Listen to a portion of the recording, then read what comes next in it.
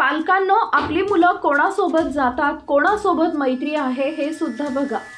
घरात झोपलेला असताना सुद्धा दादा पोतं उचलायला जायचे असं म्हणून तो बाहेर घेऊन गेला आणि पुढे जे घडलं ते अत्यंत भयंकर। चॅनलवरती पहिल्यांदा आला असाल तर चॅनलला जरूर सबस्क्राइब करा। ही घटना उत्तम नगरमधील मासेआळीमध्ये रविवारी दुपारी 12:30 वाजता घडली।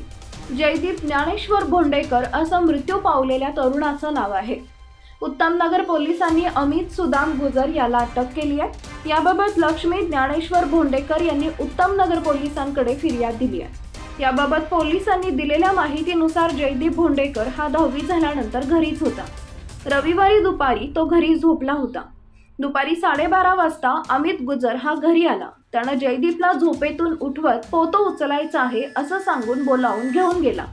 काही वेळानं घराबाहेर लोक ओरडण्याचा आवाज आल्याने फिर्यादी यांनी बाहेर जाऊन पाहिले तेव्हा मित्रानं जयदीपच्या डोक्यात कोयता मारला आहे असे सांगितले। याचं कारण म्हणजे फक्त थट्टा मस्करी झाली आणि त्याच्यातून वाद झाला होता। फिर्यादी या जुनी मासेआळी येथील राजेंद्र पवार यांच्या घरासमोर आले। तिथं जयदीप रक्ताच्या थारोळ्यात पडलेला होता। त्याच्या डोक्यात मारलेला कोयता बाजूला पडला होता।